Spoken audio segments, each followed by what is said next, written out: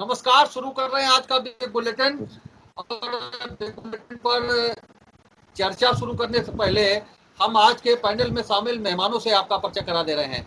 जो लोग आज की चर्चा में शामिल हो रहे हैं, उनमें भारतीय जनता पार्टी के वरिष्ठ नेता सत्यपाल सिंह जी हैं। आज पार्टी के मीडिया प्रभारी प्रवक्ता शिवांग रस्तोगी भी चर्चा में जुड़ रहे हैं। कांग्रेस से जिला कांग्रेस के अध्यक्ष विजय कटियार हैं और युवक कांग्रेस के अध्यक्ष शुभम तिवारी, और समाजवादी पार्टी से मनदीप यादव जी हैं जिला महामंत्री, और वरिष्ठ नेता यूनुस अंसारी। इसके अलावा जो साप्ताहिक टर्न है उसके हिसाब से कुंवर सिंह यादव वरिष्ठ अधिवक्ता भी हम सबके बीच में हैं। हम लोगों ने जो टाइम टेबल तय किया है उसके हिसाब से कुंवर सिंह यादव जी जो वरिष्ठ अधिवक्ता हैं हम सबके बीच में आज की चर्चा में शामिल हैं। आज हम लोगों ने राजनीतिक विषय चर्चा के लिए रखा है।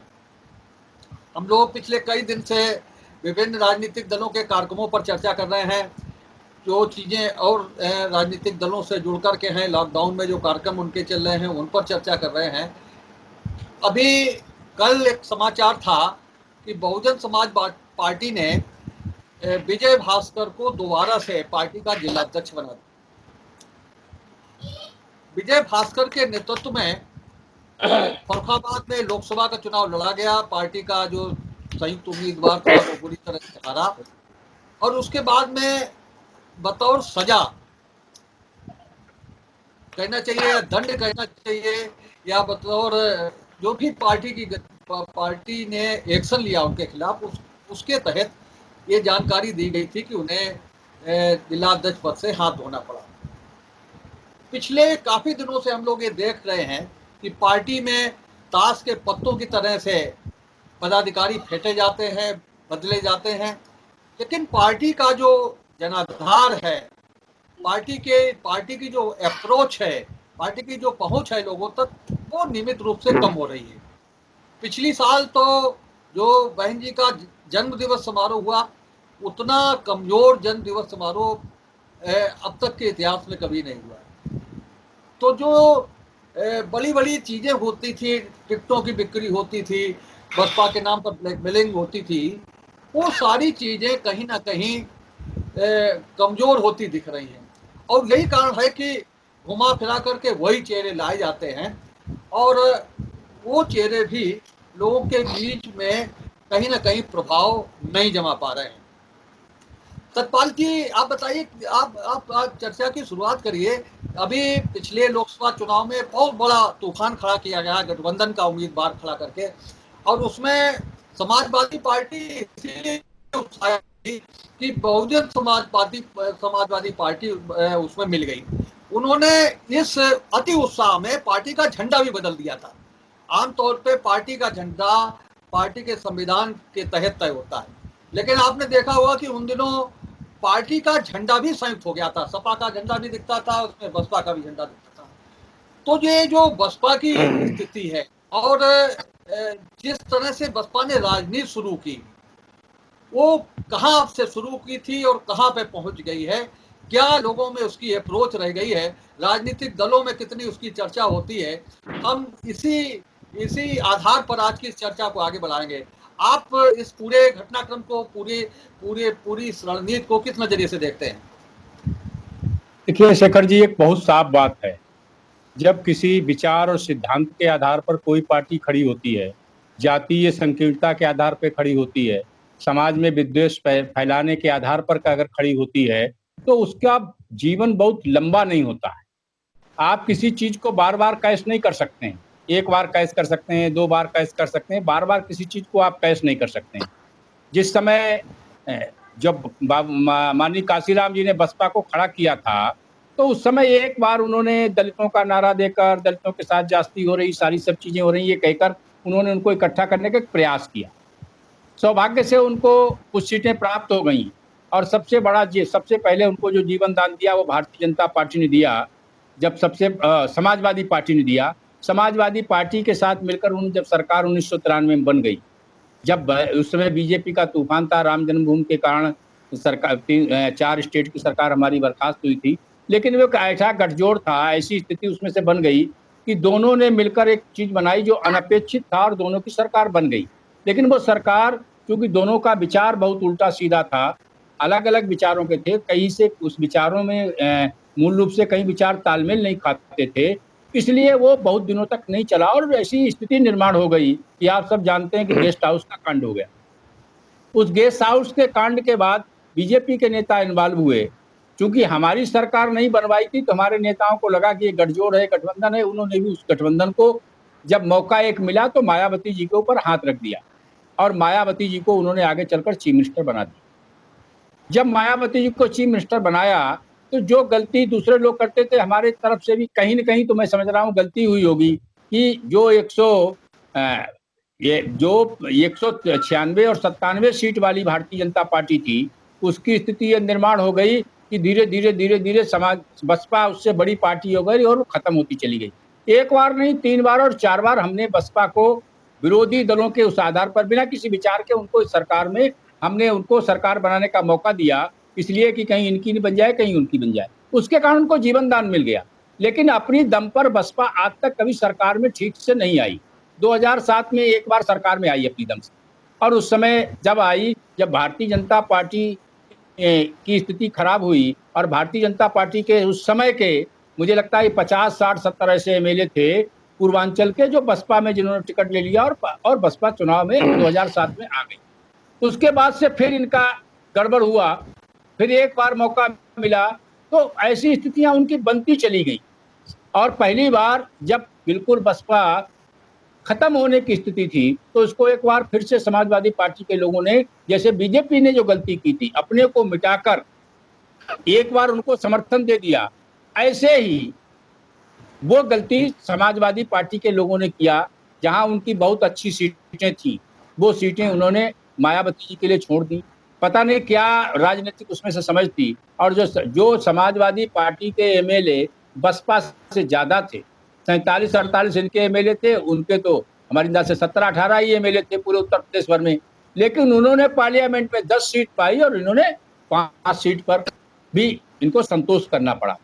लेकिन ये अवसरवादिता और समय और मौके के हिसाब से सारी चीजें हो सकती हैं, लेकिन इसके आधार पर आप पार्टी नहीं खड़ी कर सकते हो, स्ट्रक्चर नहीं खड़ा कर सकते हो और उसका बार-बार दो अनौतारा पैसे के आधार पर लोग कहते भाई हमारे पास दलित समाज का वोट है तो आपको लेने पड़ेगा, हमको आपको वोट देना पड़ेगा। ऐसा एक दौर था। और कई चीजें बहुत अच्छी तरह से परिभाषित की है सतपाल जी ने। आपको क्या लगता है बसपा की राजनीति को आपने भी कई बार कहीं ना कहीं संजीवनी दी है, तो आपको क्या लगता है कि अब बसपा कहाँ पहुंच रही है? देखिए साहब, समाजवादी पार्टी हमारी सदैव ही जब जब हमको प्रदेश और प्रदेश की जनता और देश की जनता के हित में किसी न किसी ऐसे दल से गठबंधन करने या उससे मिलकर चुनाव लड़ने का काम करना पड़ा तो वो उसमें सीधा सीधा अपने देश प्रदेश की जनता के हित की बातों को ध्यान में रखते हुए ऐसे निर्णय पार्टी नेतृत्व ने लिए। ये बात सही है कि जो एक्सपेरिमेंट हुए हैं वो विफल रहे।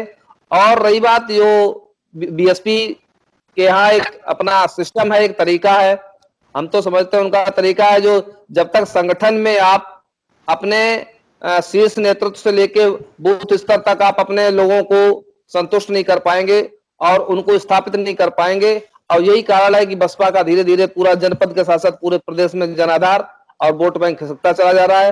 रही बात अभी लोकसभा चुनाव में समाजवादी पार्टी ने देश हित में, जनहित में, प्रदेश हित में इस गठबंधन का निर्णय लेते हुए चुनाव लड़ा और ये आरोप प्रत्यारोप हम करने के उसमें नहीं है, लेकिन कहीं न कहीं जो एक्सपेरिमेंट हुआ, प्रयोग हुआ, वो विफल रहे और हम एक बार पुनः हमारे उस उदारता का, हमारे जो है देश और प्रदेश की जनता के हित को ध्यान में रखते हुए निर्णय उसका लाभ लेते हुए बसपा को लाभ पहुंचा।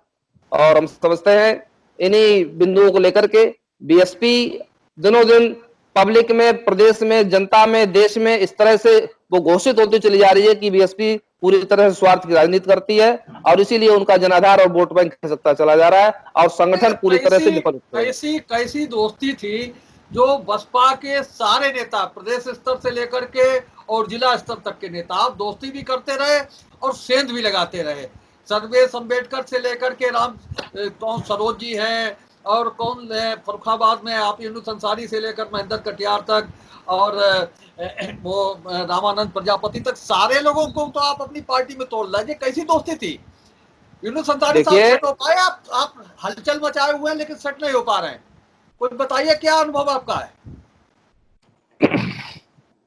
देखिए शेखर जी, मेरी आवाज आ रही है? हाँ, अब बोलिए बोलिए बोलिए। बोलिए बोलिए बोलिए बोलिए। हाँ, मेरा अनुभव ये है कि doctor B are Ambedkar ji के सपनों को साकार करने के जो मान्यवर कांशीराम साहब ने परचम लहराया था, उठाया था, उस झंडे के नीचे हम सब लोग थे। लेकिन मान्यवर साहब के बाद जो हमारी नेता पूर्व में थी बहन जी, जिनका नाम मायावती जी है, जब वो माया की देवी हो गई तो हमारे जैसे जमीनी कार्यकर्ताओं के लिए उसमें रहना बड़ा मुश्किल हो गया। और उस हालत में प्रदेश में ये मैंने देखा कि जमीनी अगर कोई पार्टी अगर है प्रदेश स्तर पे तो समाजवादी पार्टी है। और फिर समाजवादी पार्टी का परचम हमने अपने हाथ में ले लिया। रह गई बात बसपा के जीवन दान की, तो आज बसपा जिस भी मकाम पे है उसके जिम्मेदार अभी सतपाल भाई साहब ने बड़ी बेबाकी से स्वीकार किया कि उसमें कहीं ना कहीं बीजेपी गलती है। तो एक बार नहीं, दो बार नहीं, अनेकों बार बसपा को जीवन दान देने का बीजेपी ने काम किया। और आज उसी का प्रतिफल है कि बसपा प्रदेश में जीवित है, वरना बसपा तो बहुत पहले समाप्त हो चुकी होती। सोम तिवारी, क्या जातिवाद और अवसरवादिता की राजनीति का समय खत्म हो गया है? अब नए दौर की राजनीति शुरू हो रही है। देखिए, बिल्कुल आज का जो वर्तमान परिदृश्य राजनीति का बना हुआ है, इसमें सीधे तौर पे देखने को मिल रहा है कि अब जाति धर्म की राजनीति से ऊपर जो देश का युवा है, जो आपके देश और प्रदेश का जो है जनता है, महिलाएं हैं, बुजुर्ग हैं, वो सब अब ये उनकी एक मानसिकता बन गई है कि किस तरीके से हमारे और हमारे क्षेत्र का सर्वांगीण विकास हो। सिर्फ जाति के आधार पर अब राजनीति मुझे नहीं लगता, और राजनीति का स्तर जो अब बदलता चला जा रहा है, क्योंकि ये युवा देश है, और जो राजनीति का स्तर बदलता चला जा रहा है, इसमें कहीं ना कहीं अब जाति धर्म की बात से ऊपर उठकर भी राजनीतिज्ञों को अपनी बात रखनी चाहिए। और जहां तक भारतीय जनता पार्टी का उनके कैडर का सवाल है, तो आज की जो स्थिति उनकी बनी हुई है, वो कहते हैं कि दलित समाज के नाम पे राजनीति जो करती है आपकी बहुजन समाज पार्टी, उनका आप वर्तमान की स्थिति में देख लीजिए। अयोध्या में कांड हुआ जिसमें जो है धारदार हथियार से दलित लड़के की हत्या कर दी गई। वाल्मीकि समाज की बेटी के साथ जो है दुष्कर्म हुआ सिकंदराबाद में। कन्नौज में आप डायरेक्शन चेंज नहीं करिए, नहीं ये चर्चा मिल जाएगी।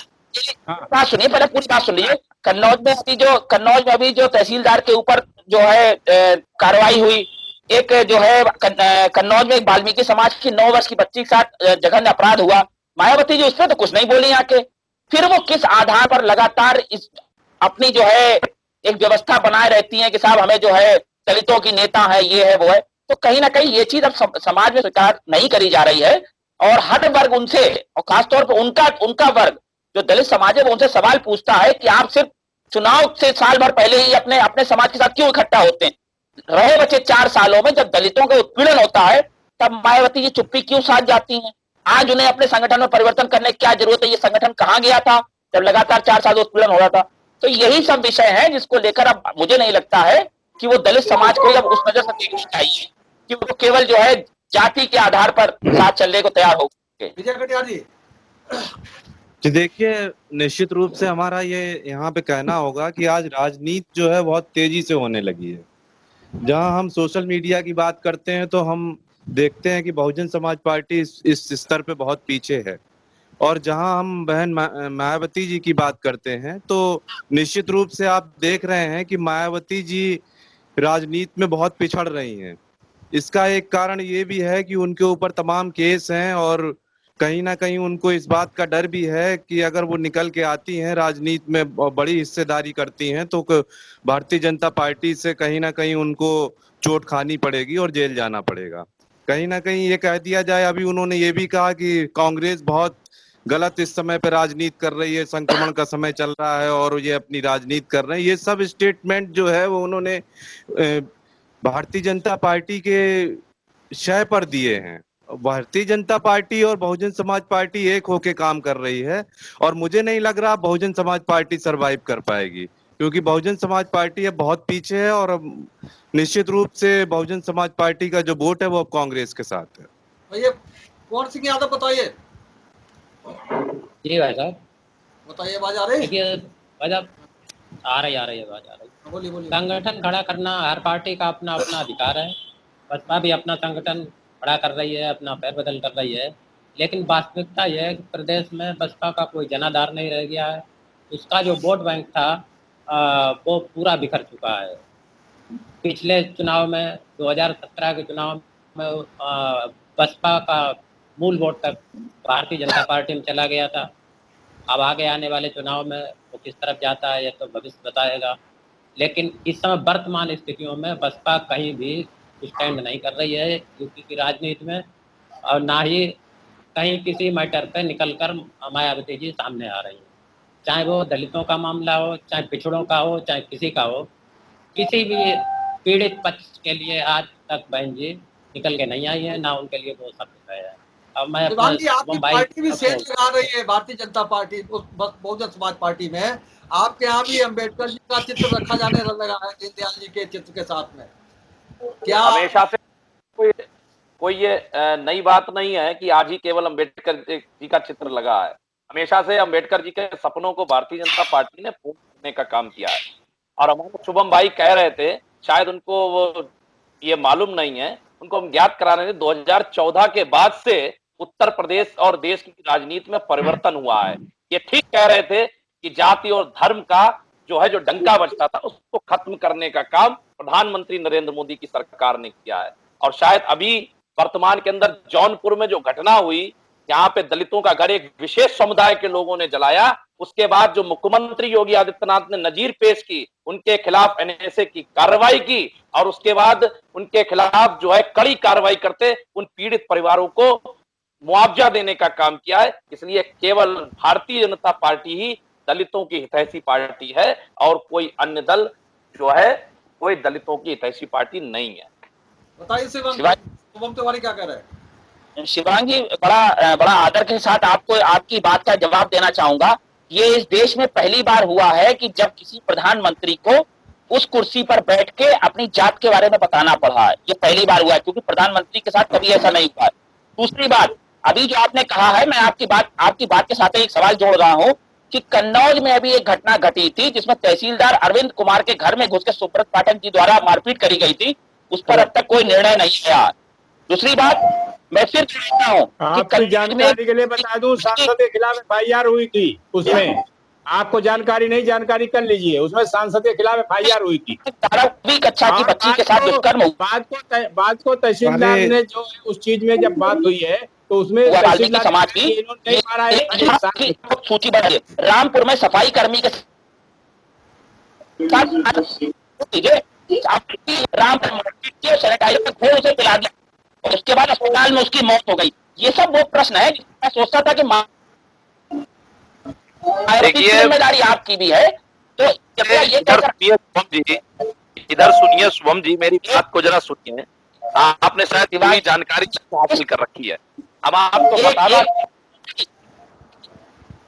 शुभम जी शायद आपको पूरी जानकारी नहीं है, हम आपको बताना चाहते हैं, उसमें सांसद के खिलाफ एफआईआर भी दर्ज हुई है।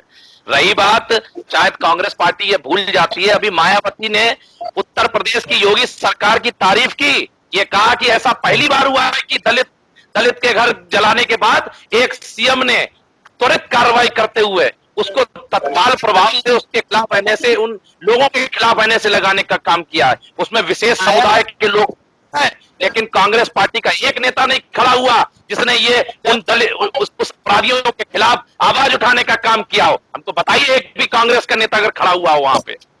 शिवांग जी, जो दलितों पर हमले हुए थे, जब उन्होंने जो है अभी भीम कथा कह रहे थे, उसमें प्रियंका जी ने स्वयं संज्ञान लिया था। भारतीय जनता पार्टी को मजबूर होकर कार्रवाई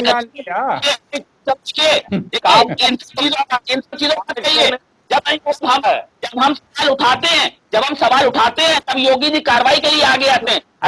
पूछ के प्रियंका जी से पूछ के उठाते हैं कि भाई करना है। बिल्कुल माने, आप लोग लगातार दबाने का प्रयास करते हैं। और रही बात दलित उत्पीड़न का, तो मुझे नहीं लगता कि भारतीय जनता पार्टी को इन सब बातों पर कुछ कहने की जरूरत है, क्योंकि वर्तमान में मायावती जी भारतीय के अघोषित प्रवक्ता की तरीके से लगातार कार्य कर रही हैं। अब कोई तो कारण होगा, कोई तो डर होगा उनके दिल में। आपको समर्थन दे रहे हैं, तब मायावती कौन है? राजस्थान में आपकी सरकार को समर्थन देने वाली मायावती कौन है, जरा आप बताओ ना, आप बताओ ना। आप मायावती आपकी सगी नहीं है, राजस्थान में आपकी सरकार को समर्थन दे रही कि नहीं दे रही? उनके विधायक आपके साथ हैं कि नहीं है? आप जरा बताओ ना। महाराष्ट्र में आप और उनके साथ हो कि नहीं हो? माया उनके साथ तब नहीं कांग्रेस से, अब इसमें भाजपा का है, उसमें कांग्रेस दूध की धुली है। वहां तो उन्होंने जो बसपा के विधायक थे उनको दूध से धुल के अपने साथ लिया है।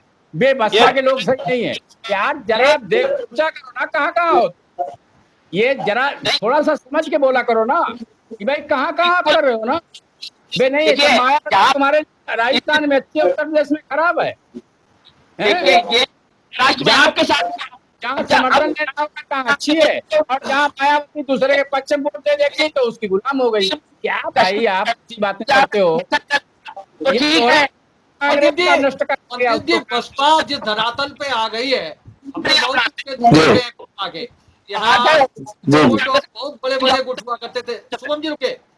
यहाँ बसपा के 2 गुट बहुत बड़े बड़े गुट हुआ करते थे, आसाराम और अशोक कुमार बौद्ध के, और उस स्तर से इस स्तर पर पहुंच गई है बसपा। जब पिछली बार मायावती जी के जन्मदिन पर भारत सभा भवन की 500 कुर्सियां भरना मुश्किल हो रहा था, तो जब हमने कोई जश्न कोई जन्मोत्सव उनका ऐसा देखा नहीं जिसमें उनके समाज के लोग बर्थडे केक लेने के लिए झगड़े ना हो, आपस में धक्का मुक्की ना। लेकिन पिछली बार कोई केक लेने के लिए तैयार नहीं था। कोई लोग जो लोग चंदा देने के लिए तैयार होते थे वो चंदा देने नहीं, वो लोग खुद मायावती जी के जन्मदिन पर। क्या मायावती जी की जो पार्टी है उसे खत्म करने के लिए कौन जिम्मेदार है? आप लोगों ने भी सेंध लगाई है या फिर खुद जिम्मेदार इस चीज के लिए?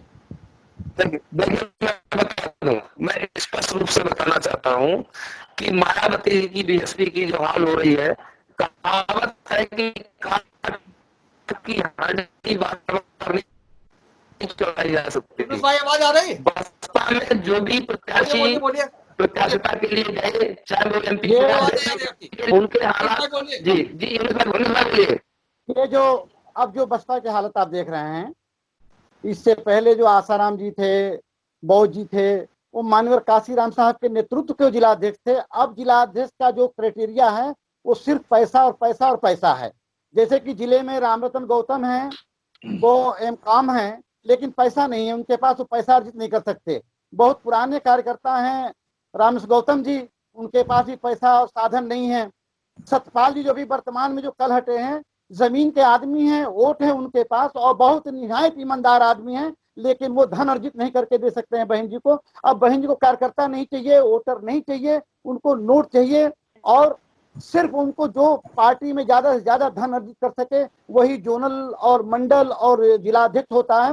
कार्यकर्ता जो जमीन से जुड़ा हुआ है, जिसने जिंदगी मेट दी, उसकी कोई हैसियत और कोई कदर नहीं है, सिर्फ पैसे की कदर है। और यही देन है कि ना तो बीजेपी, ना कांग्रेस, ना सपा, कोई उनको मिटाने वाला नहीं, वो स्वयं अपने आप को मिटा रही हैं। अब आज जो बीजेपी से जो गलबैया डाले हुए हैं, तो उनकी महत्वाकांक्षा जो है प्रधानमंत्री से हटके अब राष्ट्रपति और उपराष्ट्रपति तरफ चला गया है कि भाई हमारा प्रदेश में एक बड़ा पद पा जाए और मैं उप राष्ट्रपति बना दी जाऊं, और जो कुछ भी मेरे पास अब बचा है तिनका, अब माल नहीं बचा है सतपाल भाई साहब, तिनका बचा है, उन्होंने देख लिया एक प्रकल्प करके। अब जो तिनका बचा, आपने तो कह दिया कि भाजपा बसपा भाई भाई, यही था आपका, लेकिन क्या कारण क्या है ये जो बसपा की स्थिति बन रही है, और हर बैठक में उनके पदाधिकारी फेंट दिए जाते हैं, और जो पदाधिकारी दोबारा बन के आता वो भी कोई करिश्मा नहीं कर पाता, कोई चमत्कार नहीं कर पाता। तो क्या और आपके जो आरोप, आपका जो आरोप था उस पर सतपाल सिंह जी ने बड़ा साक्ष्य दिए हैं कि आप भी बसपा के साथ कई जगह मिले हुए हैं। तो क्या लगता क्या कि आप लोग आपस में कोई जवाबी कीर्तन कर रहे हैं क्या? मैं आपको बता देना चाहता हूँ, तो ताश के पत्ते जो फेंटे जाते हैं वो सिर्फ इसलिए फेंट के लाए जाते हैं कि अब ये ज्यादा धन ला के दे। बोलो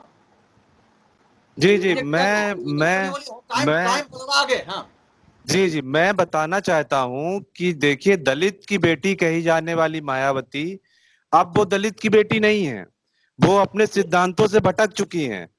बहुजन समाज भी उनको अब छोड़ने को तैयार है।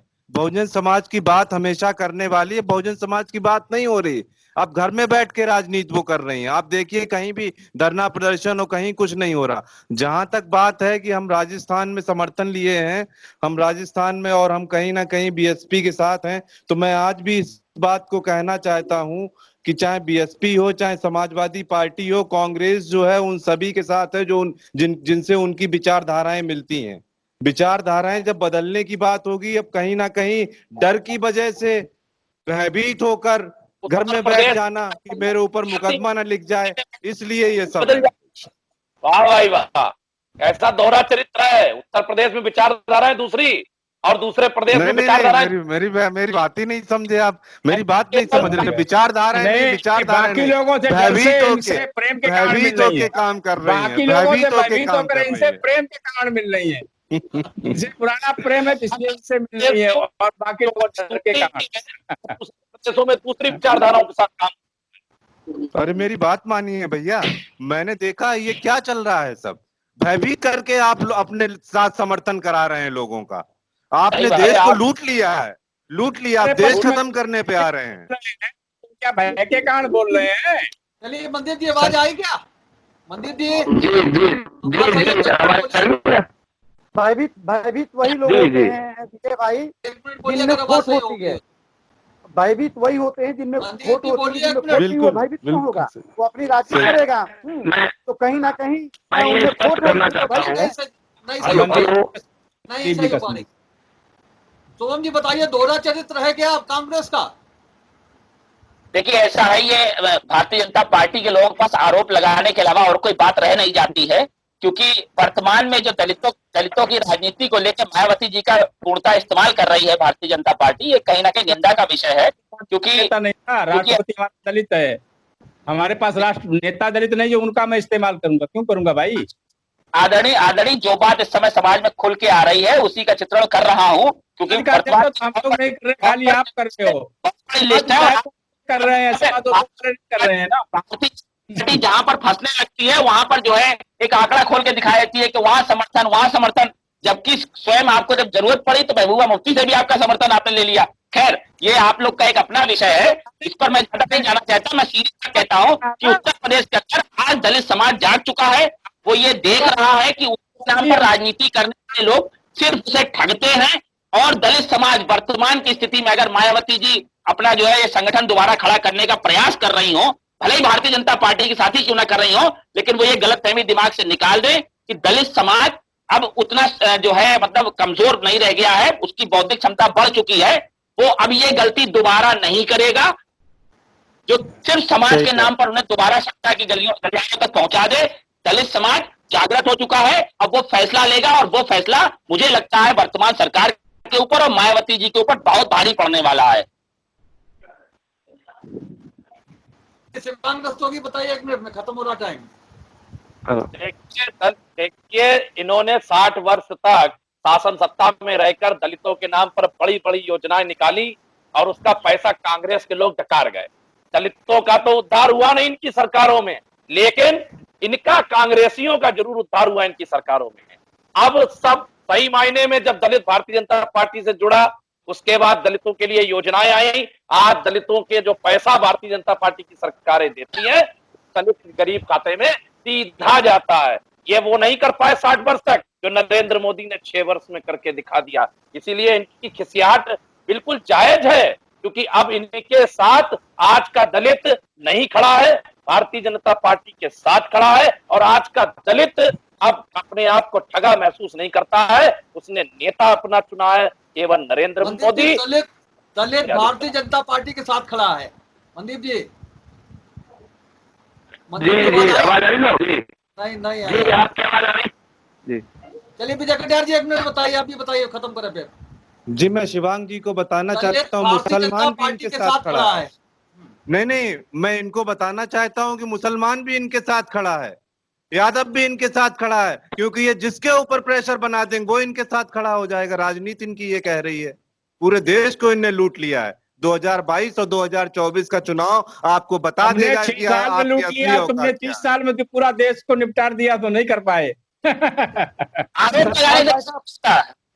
जो कांग्रेस ने 50 सालों में जितना बड़ा बड़ा घपला और सतपाल जी, वो एक नहीं जो कर पाया, राजनीति शुरू हुई 6 थी, सालों में बीजेपी ने कर सतपाल जी, दिया। जो राजनीति शुरू हुई थी पैसे को लेकर के, हम समझ रहे हैं उसका चलन भी समाप्त हो रहा है।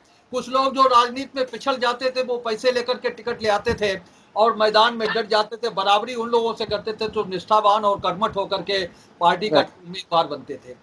जो स्थितियां अनायास बनाई गई, अनायास बहुत ऊंचाइयों पर चढ़ने की बात की गई। आपने जिक्र किया था शुरू में जातिवाद, अवसरवादिता और धन की प्रमुखता की बात जो आपने रेखांकित की थी, वही सब कारण लगते हैं कि इस वजह से बसपा का जो जनाधार है वो खिसक रहा है, उसके वोट, उसका जो वोट बैंक है वो दूसरी जगह शिफ्ट हो रहा है और बसपा और धीरे धीरे कमजोर होती जा रही है। राष्ट्रीय और प्रांतीय नेता दूसरी पार्टियों में जा रहे हैं। स्वामी प्रसाद मौर्य को इतना सम्मान मिलते शायद बसपा के लोगों ने कभी नहीं देखा होगा जैसा सम्मान भारतीय जनता पार्टी में उन्हें मिल रहा है मंत्री बनने के बाद में। दूसरे दलों में जाने के बाद में बसपा नेताओं ने जाना है कि राजनीति में सम्मान क्या चीज होती है। और आप मानते हैं कि आप इस आज की चर्चा का भी समापन करेंगे कि जो राजनीति में मायावती जी और उनकी पार्टी की जो स्थिति हुई है उसके पीछे वही सब चीजें हैं, धन दौलतता है, अवसरवादिता है और अपने पदाधिकारियों के साथ बिल्कुल कर्मचारियों जैसा व्यवहार है। यही सब चीजें हैं जो बसपा को बिल्कुल धरातल पर ले आई हैं। देखिए शेखर जी, भावनात्मक रूप से मैंने जैसे पहले कहा है, किसी चीज को एक बार दो बार आप कैश कर सकते हो, लेकिन भावना आदमी का पेट नहीं भरती है। राजनीति में मायावती जी के बारे में चर्चा है कि अगर उनसे कोई मिलता था मुख्यमंत्री के दौरान तो वो 2 लाख रुपया उसकी फीस थी।